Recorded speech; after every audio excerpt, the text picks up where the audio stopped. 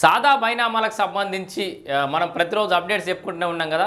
So సాదా బైనామాలకు అవకాశం పొడిగించాలి అప్లికేషన్లకు అని చెప్పేసి మనం మొన్న వార్త చెప్పుకున్నాం. సాదా బైనామాలు కూడా రెగ్యులరైజ్ చేస్తామంటే వాటికి కూడా పట్టాలు ఇస్తాము, అసైన్డ్ భూములకు కూడా పట్టాలు ఇస్తామని ప్రభుత్వం గతంలో ప్రకటించిందని కూడా చెప్పుకున్నాం. ఆ దిశగా కసరత్తు చేస్తుందనే వార్తలు కూడా విన్నాం. కానీ ఇప్పటికైతే దానికి సంబంధించిన ఎలాంటి అప్డేట్స్ అయితే అంటే ప్రభుత్వం నుంచి అధికారికంగా ఎలాంటి ప్రకటన అయితే రాలేదు.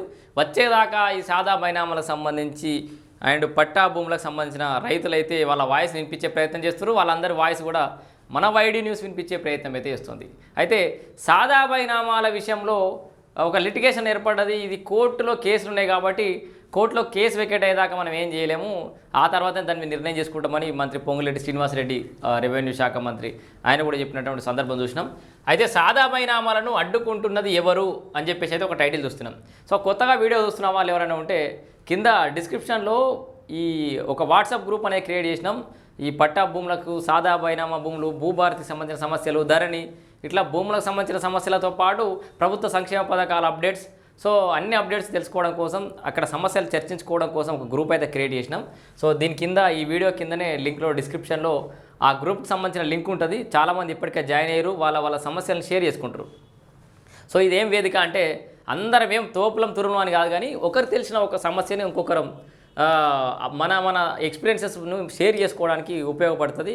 సో అక్కడ ఏడో నారాయణపేట జిల్లాలో తహసీల్దారు ఒక సమస్యకు సంబంధించి ఎట్లా స్పందించిండు, సో ఇక్కడ నిజామాబాద్ జిల్లాలో కూడా అదే రకమైన సమస్య ఎవరైనా రైతులు ఉంటే వాళ్ళు కోఆర్డినేట్ చేసుకోవడానికి అవకాశం దొరుకుతుంది. ఎవరికి తెలిసిన సూచనలు, సలహాలు వాళ్ళు ఒకరికొకరు ఇచ్చుకుంటున్నారు. ఆల్రెడీ గ్రూపు సక్సెస్ఫుల్గా రన్ అవుతుంది. సో ఇక్కడ కూడా కింద లింక్లో డిస్క్రిప్షన్లో లింక్లో అది వాట్సాప్ గ్రూప్ లింక్ ఇస్తాము. దాంతో గ్రూప్లో జాయిన్ కాండి. మీ సమస్యలు తోటి వారితో అయితే చర్చించుకునే ప్రయత్నం చేద్దాం. సో దాంట్లో అడ్వకేట్లను కూడా యాడ్ చేసే ప్రయత్నం చేస్తున్నాం. కొంతమంది భూములకు సంబంధించిన సలహాదారులను కూడా తీసుకునే ప్రయత్నం అయితే చేద్దాం. ఇక సాదా బైనామాలను అడ్డుకుంటున్నది ఎవరు, ఐఏఎస్లకు ఇష్టం లేని ఇష్యూ అని చెప్పేసి కూడా చూస్తున్నాం. ముఖ్యంగా ఈ సాదా బైనామాలను అడ్డుకుంటుంది ఐఏఎస్లే అనే ఒక కథనం అయితే చూస్తున్నాం మనం. కోర్టు కేసు పేరిట ఆఫీసర్ల మెలికనట, స్టే వెకేట్ చేయించేందుకు ససేమిరా. రెవెన్యూ శాఖ మంత్రి కానీ అధికారి కానీ ఏం చెప్తారు, స్టే వికెట్ చేస్తే దాని మీద ఒక నిర్ణయం తీసుకోవచ్చు అంటారు. అయితే స్టే వికెట్ చేయించడానికి ససేమిరా అంటారట. సెక్షన్ 5A 5B పునరుద్ధరణపైన నిర్ణయం, భూభారతిలో క్రమబద్ధీకరణకు అధికారాలు, ఎదురుచూపుల్లో 9 లక్షల కుటుంబాలు. మనం చెప్పినాక 9 లక్షల కుటుంబాలు ఎదురుచూపులలో ఉన్నాయి. రాష్ట్ర వ్యాప్తంగా భూ సమస్యల పరిష్కారంలో తీవ్ర జాప్యం జరుగుతోంది. 6 ఏళ్లుగా సాదా బైనామా దరఖాస్తుల పరిష్కారానికి మోక్షం లభించట్లేదని 9 లక్షల కుటుంబాలు ఆవేదన వ్యక్తం చేస్తున్నాయి. బీఆర్ఎస్ ప్రభుత్వం క్రమబద్ధీకరణ చేస్తామంటూనే ROR 2020లో ఈ సెక్షన్లు తొలగించడంతో తలెత్తిన ఈ వివాదానికి ముగింపు పలకడం లేదు. సో ఈ భూభారతి ROR 2025లో పెండింగ్ దరఖాస్తుల వరకు పరిశీలించి రెగ్యులరైజ్ చేయొచ్చని ఆఫీసర్లకు అధికారులు కట్టబెట్టారు. ఏం చెప్పారు, పెండింగ్ దరఖాస్తులను మాత్రమే రెగ్యులరైజ్ చేయాలని పెట్టారు. అయితే అసెంబ్లీ గవర్నర్ ఆమోదం తెలిపిన తర్వాత అమల్లోకి వచ్చేసింది. కానీ నేటికి ఈ దరఖాస్తుల పరిశీలన మొదలు కాలేదు. దీంతో రాష్ట్రంలో భూభారతి చట్టం అమలైతే ఏమొస్తుంది, కేసీఆర్ తెచ్చిన చట్టానికి రేవంత్ తీసుకొచ్చే చట్టానికి మధ్య వ్యత్యాసం ఏంటి అనే డౌట్స్ క్రియేట్ చేస్తారు. ఆటోమేటిక్గా మంచి చట్టాలు చేసిరు, మంచి భోజనం వండి పెట్టిరు, కానీ భోజనం పెట్టకపోతే అతిథులకి దానివల్ల లాభం ఏముంది, ఎంత మంచి స్మెల్ వస్తే ఏం లాభం. సో మీరు మంచి చట్టాన్ని రూపొందించమని చెప్పుకుంటారు, ఆ చట్టం పూర్తిస్థాయిలో అమల్లోకి వస్తే ఎట్లా, అమలు రాకపోతే ఎట్లా, ఆ ఫలాలు ఆ ప్రయోజనాలు రైతులకు అందకపోయిన తర్వాత మీరు ఎంత మంచి చట్టం చేస్తే ఏం లాభం. సో ఇది మళ్ళీ ధరణికి భూభారతికి పెద్ద తేడా అయిందని చెప్పేసి డౌట్లు వస్తే ఆటోమేటిక్గా జాప్యం జరగకపోతే. సో దీని మీద తొందరగా క్షేత్రస్థాయిలో దీని మీద అమలు అయ్యి వాళ్ళకి ఫలితాలు అందే విధంగా చూస్తే బాగుంటుంది అనేది ఆలోచన. ఇక ప్రస్తావనే వద్దంటూ పేచి, అసలు దాని ప్రస్తావనే తీసుకురావద్దంటారట కొంతమంది. 6 ఏళ్లుగా ఎదురు చూస్తున్న వారందరికీ కొత్త ROR చట్టం 2025 ఓ వరం కానున్నది. సో కాంగ్రెస్ తన మేనిఫెస్టోలో ఇచ్చినట్టుగానే చట్టంలోనూ పేర్కొంది. కానీ మొదటి నుంచి కొందరు సీనియర్ ఐఏఎస్లకు ఈ సాదా బైనామాల పరిష్కారం అనేది ఇష్టం లేదట. కొంతమంది సీనియర్ ఐఏఎస్లకు ఈ సాదా బైనామాల పరిష్కారం ఇష్టం లేదట. ఐఏఎస్లు కూడా ఇంత అధ్వానం తయారయ్యారు. పని తప్పించుకోవడం ఒక కారణమైతే ఈ సాదా బైనామాల భూములని, అసైన్డ్ భూములని అవి ఇవి కొల్లగొట్టడం, కలెక్టర్లు కూడా తయారయ్యారు బినాముల పేరు మీద భూములు ఎక్కించుకుంటా. ఎందుకంటే they are superiors, they are boss, జిల్లాలకు వాళ్ళే బాసులు కాబట్టి ఇష్టం వచ్చినట్టుగా వాళ్ళు కూడా బ్యూరోక్రాట్లు వీళ్ళందరూ కూడా చెడిపోయారు, ఖరాబ్ అయిపోయింది వ్యవస్థ అంతా. చట్టం అమలులోకి వచ్చిన తర్వాత సైతం దరఖాస్తుల పరిశీలనకు ససేమిరా అంటున్నారు. గత ప్రభుత్వం వీటిని క్రమబద్ధీకరిస్తామని హామీ ఇస్తూ అప్లికేషన్లు స్వీకరించింది. కానీ చట్టబద్ధతను పరిశీలించకుండానే ఆర్ఆర్ 2020ను అమల్లోకి తీసుకొచ్చింది. అప్పటి వరకు అమల్లో ఉన్న సెక్షన్ 5A, 5Bలను తొలగిస్తూ రూపొందించిన ధరణి చట్టం ద్వారా దాఖలైన దరఖాస్తులన్నీ 6 నెలల నుంచి పెండింగ్లోనే పడ్డాయి. సో వాళ్ళు ఏదో చేస్తాం పొడతామని చెప్పేసి ఆయన సాదా పైన వాళ్ళకి అప్లికేషన్లు తీసుకోరు. సో ఇక్కడ ముచ్చట ఏంటంటే కాంగ్రెస్ ప్రభుత్వం తీసుకునేది కాదు, బీఆర్ఎస్ కూడా అప్పుడే అప్లికేషన్లు తీసుకొని ఆడ మూలకు వండబెట్టింది. 9 లక్షల అప్లికేషన్ సాదా బైనామాలి. వాళ్ళు కూడా సాల్వ్ చేయలే. మరి వీళ్ళని చేస్తారేమో అనేది చూస్తే వీళ్ళది కూడా ఇంకా అట్లే ఉంది దుకాణం. అటకెక్కించిన దరఖాస్తులు ఏమటకెక్కించారట? సాదా బైనామా దరఖాస్తుల పరిష్కారం కాని 9 లక్షల కుటుంబాలకు ఎలాంటి ఇంటిమేషన్ ఇవ్వకుండా అన్నింటినీ కోర్టు కేసు అంటూ అటకెక్కించారు. నిజానికి భూములు కొనుగోలు చేసిన రైతు విక్రయించిన పట్టాదారుడో కోర్టుకు వెళ్ళలేదు. చూసిరా, ధరణి చట్టంలో ఆ ప్రొవిజన్ లేకుండానే అప్లికేషన్లు ఎలా స్వీకరించారని, వాటిని ఏ చట్టం ప్రకారం పరిష్కరిస్తారన్న అనుమానంతో కేసులు దాఖలైనవి. సాదా బైనామాలకు సంబంధించి అమ్మినైన ఓలే కోర్టుకి, కొన్నైనా ఓలే. అసలు మీరు ఏ చట్టం ప్రకారం వీటిని దరఖాస్తులను పరిష్కరిస్తారని ఇంకో థర్డ్ పర్సన్స్ ఎవరో కోర్టుకు పోతే అయిపోయినాయి. గీంత తెలివి లేకుండా, గీంత సోయి లేకుండా గత ప్రభుత్వం అప్లికేషన్లు తీసుకుంది. దాంతో అప్లికేషన్లు పరిష్కరించకుండానే స్టే విధించారు. అయితే కొత్త ఆర్ఓఆర్ చట్టం ప్రకారం పెండింగ్ దరఖాస్తుల పరిశీలనకు ఆప్షన్ ఉంది. సో ఆ విషయాన్ని కోర్టుకు సమర్పించి స్టే వెకేట్ చేయించేందుకు ఏ ప్రయత్నం కూడా చేయడం లేదన్న ఆరోపణలు కలుగుతున్నాయి. 2 రోజుల క్రితం లీఫ్ సంస్థ సాగు న్యాయ యాత్ర పేరిట యాదాద్రి భువనగిరి జిల్లా భూదాన్ పోచంపల్లి, చౌటుప్పల్, సంస్థాన్ నారాయణపురం, నల్గొండ జిల్లా మునుగోడు, చండూరు, నాంపల్లి, మల్లేపల్లి ప్రాంతాల్లో చేపట్టిన కార్యక్రమాల్లో వందలాది మంది రైతులు సాదా బైనామా దరఖాస్తుల పరిష్కారం కోసం ఎదురు చూస్తున్నట్లు చెప్పడం కాదు. సో భూ న్యాయ చట్టాల నిపుణుడు, ఈ భూభారతి రాసినటువంటి వ్యక్తి సునీల్ కుమార్ సారు భూన్యాయ యాత్ర అనేది పెట్టిండు కదా, అక్కడ కూడా గదే సాదా బైనామాలు పరిష్కరించడానికి పోతున్నట. మరి దీనికి పరిష్కారం ఎట్లా? అడ్డుకుంటున్న ఐఏఎస్లట. సో ఐఏఎస్లు ఎందుకు అడ్డుకుంటారో ఒక్కసారి చూద్దాం మనం.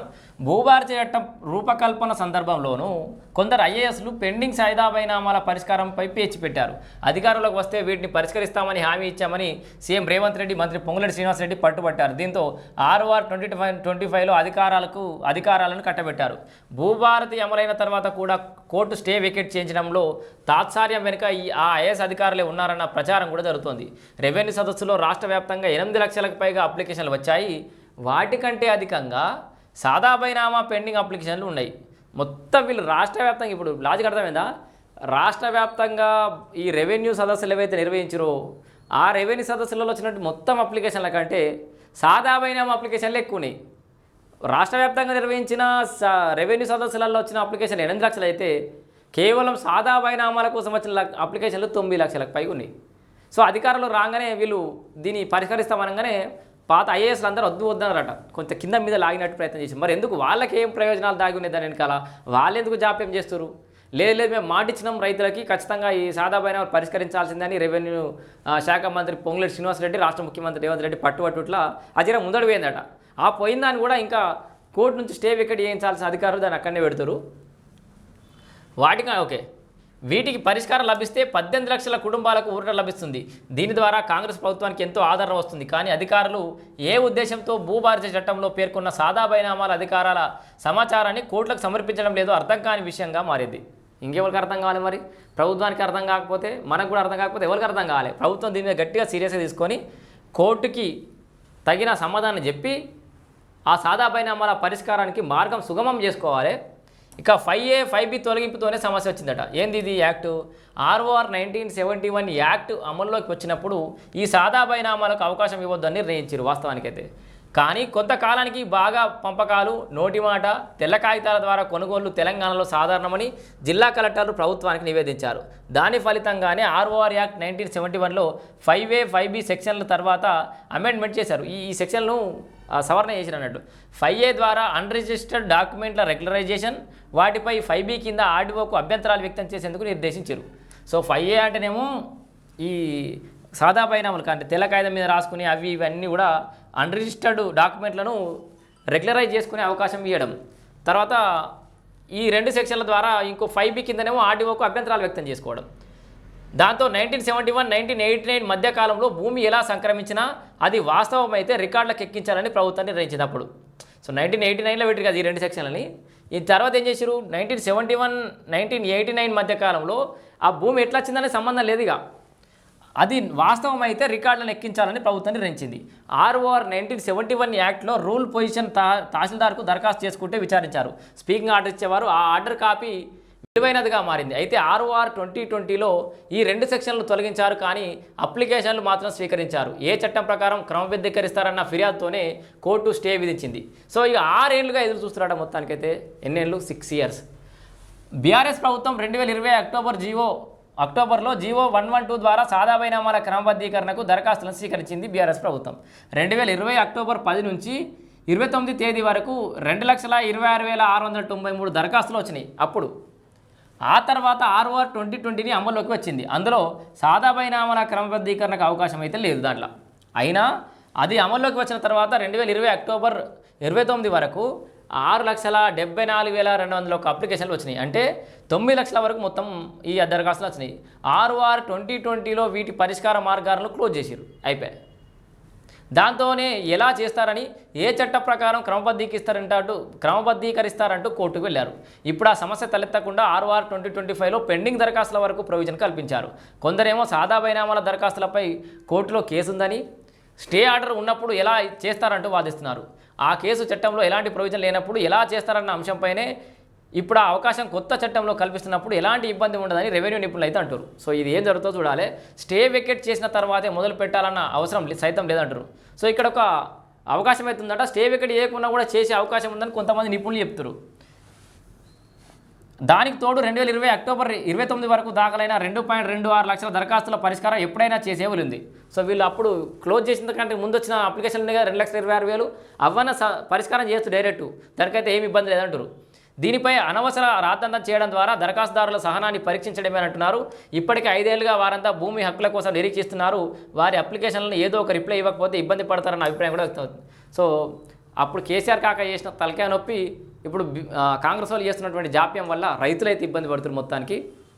సో దీనికి ఖచ్చితంగా తొందరగా వాళ్ళకి సమాధానం చెప్పి, అసలు వాళ్ళ పరిష్కారం చేస్తున్నావా చేస్తలేవా, ఏదో ఒకటి సమాధానం అయితే ఇవ్వాలి, వాళ్ళకి ఎక్స్ప్లెనేషన్ అయితే ఇవ్వాలి, ఇంటిమేషన్ అయితే ఇచ్చి ఈ పెండింగ్ 9 లక్షల సాదా బైనామా దరఖాస్తులు ఏవైతే ఉన్నాయో వాటికి పరిష్కారం మార్గాలు వెతకాలని చెప్పేసి కూడా రైతుల పక్షాన వైడి న్యూస్ పెట్టుకుంటుంది. Thank you.